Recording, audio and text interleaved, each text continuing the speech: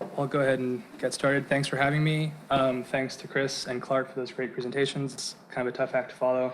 I think I'm bringing in a pretty different perspective here, maybe a little bit more theory-based. This is coming out of work that I did in the media studies program.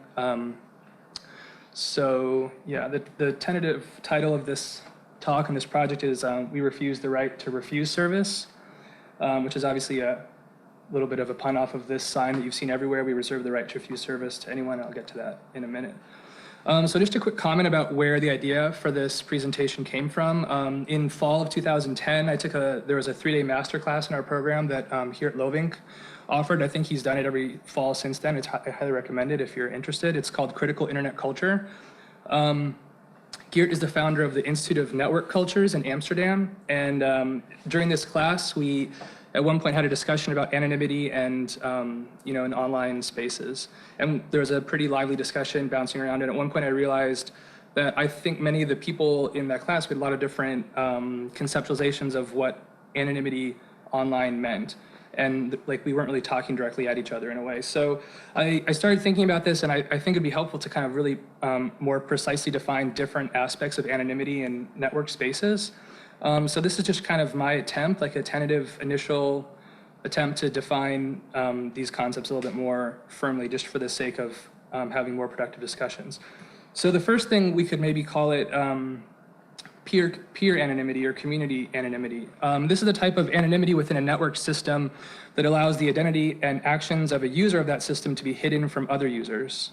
So you can think about like the comment section of a blog post or a YouTube video, where some systems allow anonymity in this sense, so that I could share content without me being recognized. And it's probably impossible within a network community to entirely eliminate aspects of this type, because users can always try things like registering multiple accounts from fake email addresses and so on. But some systems like Facebook and others take quite a bit of steps to discourage this, right? They require users to be logged in before participating. That's an obvious one. But they also do things like require additional information before registering an account. So Google and Facebook do this, where they want you to enter a cell phone number and things like that. Basically just things to try to ensure that the people participating have like a profile that they can easily, very easily track. But the tension here is between users of the systems. So, I'm a user, I'm trying to hide my actions from like another user, so I can like troll them or do whatever. If I create an account with a fake name, other users might not know me, but in the system, I might still have some identity that the system has kind of implicitly constructed, and they'll be able to track me that way. So the second thing we might want to talk about is what I'm sort of tentatively calling service provider anonymity, or maybe we could call it like client-server anonymity. And this is the type of anonymity where from the organization that's providing the service. So the organization like Facebook or Google that hosts the online space or provides the service that I'm utilizing. If the service doesn't require me to log in to participate, I could freely use the service from multiple IP addresses without allowing the organization to basically create a profile of me. And this is the anonymity in this sense is, the way that most websites that we just kind of casually visit, right? They don't necessarily require us to log in or have an explicit profile to utilize. Although with things like cookies and other tracking mechanisms, this is becoming more and more uncommon, because any site can kind of like implicitly create a profile about you and start to form information about you and track you with your usage patterns and things. And then the final one I think we should think about is what I was calling surveillance anonymity, or maybe we'd want to call it third-party anonymity or something like that. And this is anonymity from third parties, so it's not from me or the company that's providing the service, but from some other like surveilling organization, like think of a law enforcement agency or something like that. And the way that anonymity would work at this level is that, even if the CIA or something came with a subpoena to Facebook, or if I had created a fake account on Twitter or something, the question here is whether or not that third-party organization can actually get information. Like, do I truly have like an anonymized presence within this online space? So we could talk about all the different, I'm not trying to claim this as an exhaustive taxonomy of anonymity, but I think maybe it's a good start. And we could certainly talk about the ways that these categories intersect and overlap. So for example, it might be impossible to have service provider anonymity without peer anonymity, right? Because if other users of the system know who I am, then certainly the service could sort of just determine who I am as well. However, even if you have peer anonymity, so other people don't know who I am, you still might not have what I was calling like surveillance or third-party anonymity, because the government or somebody might be able to come in and get access to user logs or something like that. So I don't know, maybe these are kind of getting very technical, but I think it's helpful to kind of like define these different aspects of what we're really talking about when we're talking about how something might be, not more or less anonymous in a network space. So with these definitions in place, I think that there's kind of two main opposing viewpoints regarding anonymity online that we could look at. The first one I think is pretty well espoused by this op-ed piece that was written in November of 2010 for the New York Times. It was called "Where Anonymity Breeds Contempt," and it was written by a woman named Julie Jouot, who is a product design manager at Facebook. And so the basic argument here is that anonymity creates trolling, and essentially it's almost like a moral argument, really, like anonymity is evil, right? It's like not good for humans or something. It's antisocial. And some of the quotes from this article were, until the age of the internet, anonymity was a rare thing. When someone spoke in public, his audience would naturally be able to see who was talking. She goes on, content providers, social networking platforms, and community sites must do their part by rethinking the systems they have in place for user commentary so as to discourage or disallow anonymity. And it's pretty obvious why an organization like Facebook would have this viewpoint, for some of the reasons that that you mentioned in terms of monetizing, providing valuable services for marketers and advertising and so on. But there's kind of another argument that they're making here, which is that it's actually like better for humans to have fixed identities in these systems. And she makes references to Plato and Greek democracy and things where people would stand up and participate, and be seen when you're participating in a democratic system. The second, the opposing argument to this is, I think, best represented by this person named Eben Moglen. He's a lawyer and a professor of law at Columbia University and a bit of an internet activist. He's actually provides pro bono legal service to the Electronic Frontier Foundation, who Clark just mentioned. So I'm just going to play about 2 minutes of this, if that's all right. I think it'll be good to just let him kind of share his opinion. And I have to warn you, I think this guy's a little heavy-handed in his presentation style. But let us suppose that the single greatest offense against freedom of thought that ever existed was the burning of the Library of Alexandria. But let us suppose that the second greatest harm that could be done to freedom of thought is to discover that the Library of Alexandria has been recreated at KGB headquarters. It's a shame to build a prison and torture people to get them to inform on their neighbors when you can just have centralized social networking and everybody will do it for you.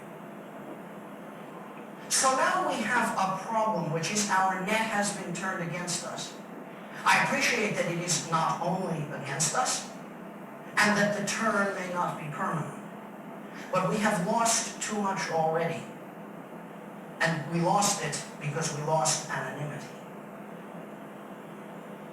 In 1995, I was working with a gentleman called Philip Zimmerman who wanted strong public key encryption to be possible.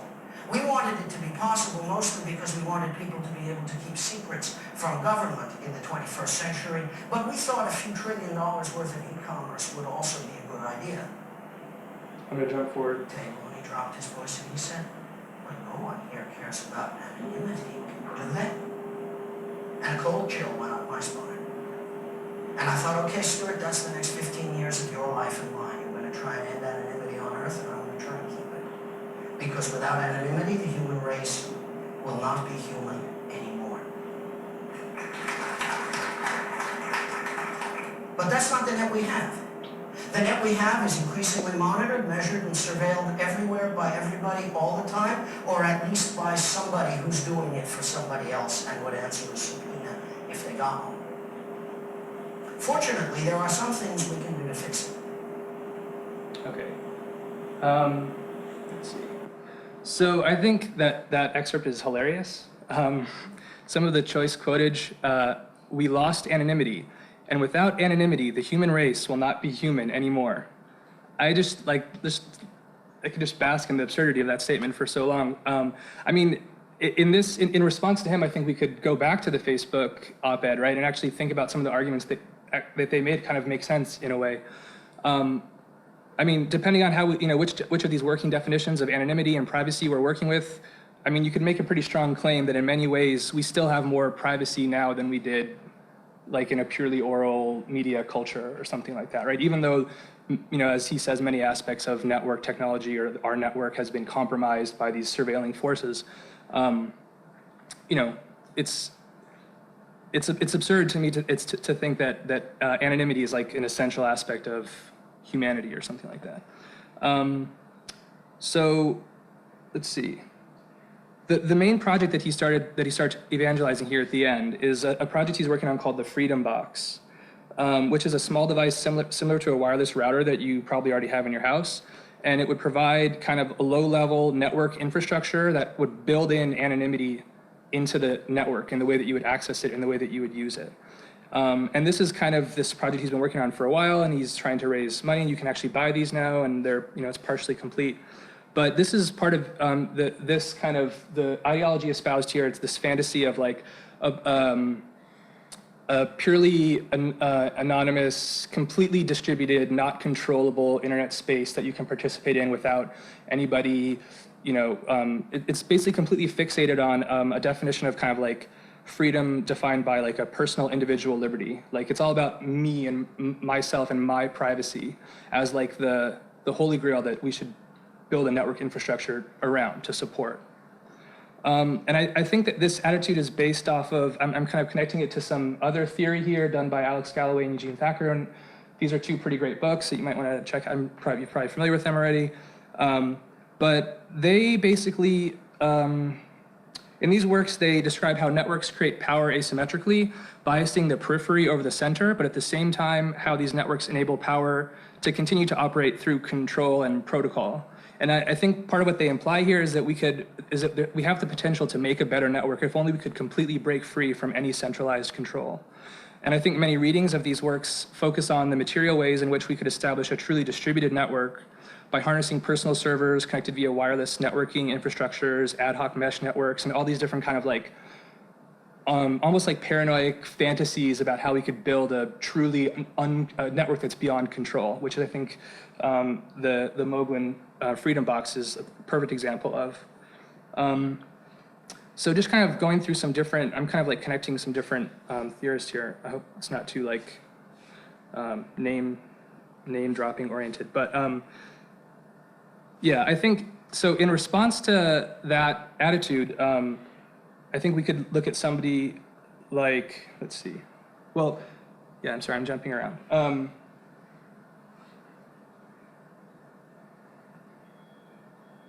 I think one of the main problems with this way of thinking is what the model is that we kind of conceptualize network space. This is kind of like two examples that we commonly use, like the frontier or the public square. These are kind of like ways that we, things that we want the internet or online spaces to be.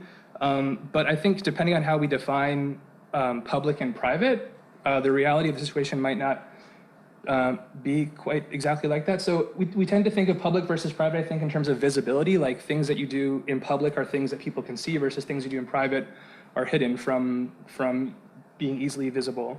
But I think what we should also think about is public versus private in terms of ownership. So like who owns the network, or like different pieces of it, the different parts of the infrastructure, who owns websites and so on.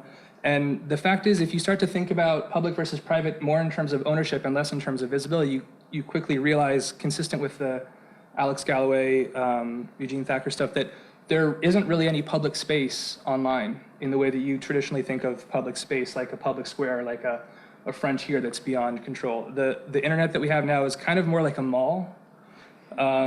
It's kind of like a pseudo-public space where there's publicness in terms of visibility, and there might be like kind of the impression of public space, but the fact is it's really all pretty much privately owned infrastructure that you're kind of like treading on. So when you think about trying to like have a protest or something on the, using the internet, what you're really kind of thinking about is trying to have a protest in like a mall space, right? There's no guarantee of your right to speak in that space.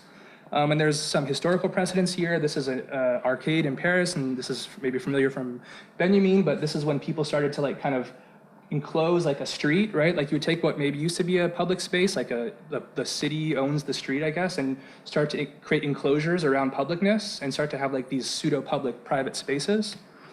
And so that's where the title of this comes in, because basically any space on the internet essentially is not public in a strict sense, and any website reserves the right to refuse service to you. So that's kind of like what leads into this Eben Moglen thing, where like we should try to create this infrastructure outside of this space that's anonymous, that we control, that's distributed, and so on.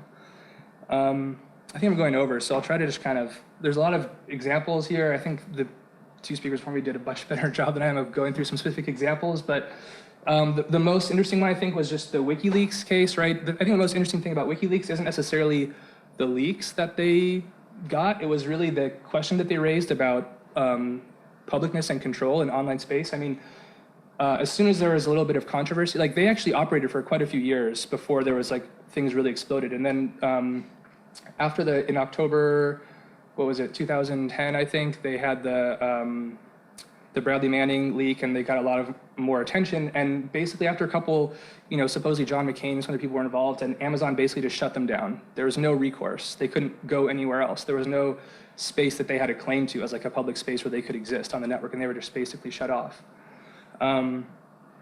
So yeah. I think the question though is whether or not this kind of definition of trying to create a distributed network infrastructure that's defined based off of a definition of like a strong personal sense of personal liberty and anonymity and private freedom, whether that's even going to result in any kind of network that we would want to see. And I'm mentioning Evgeny Morozov here because he has this fantastic book called The Net Delusion, a great thick book chock full of examples that outline really persuasively the ways that information technologies and networked information technologies don't necessarily induce a more free or just world. He shows how the arrival of the internet in a society could enable more censorship and control and surveillance just as easy as it enables more freedom and more freedom of speech and expression. And the most compelling part of this book, I think, is that his argument that the network can enable the extremism of the angry mob just as easy as it can enable like a more egalitarian or collaborative world. So like even if we were to imagine Eben Moglen's project succeeding, which is like a tall order, is that going to necessarily create like this more egalitarian, like distributed network space, or is it just going to engender like more angry mob like activity from time to time? Like why do we think that this is necessarily going to cohere into like something that we would consider good? So yeah, I'll jump ahead through some other things here. That's the main question that's kind of like the main question that I'm asking here. And I found this theorist named Murray Bookchin, who's kind of like a socialist, anarchist guy, like really popular in the 90s. And he has this concept of libertarian municipalism, which I think could kind of be an interesting model for how to think about how like a distributed networked system could work, because it kind of, I think he straddles these two extremes. Being like from an anarchist like theory tradition, he's like very focused on personal liberty, much in the way that like Eben Moglen or somebody would probably support. But at the same time, he connects that to kind of like a more communalistic like socialist model. And I'll just read this terrible slide. So he defined this term libertarian municipalism, which he defines as it seeks to reclaim the public sphere for the exercise of authentic citizenship while breaking away from various present means for public representation.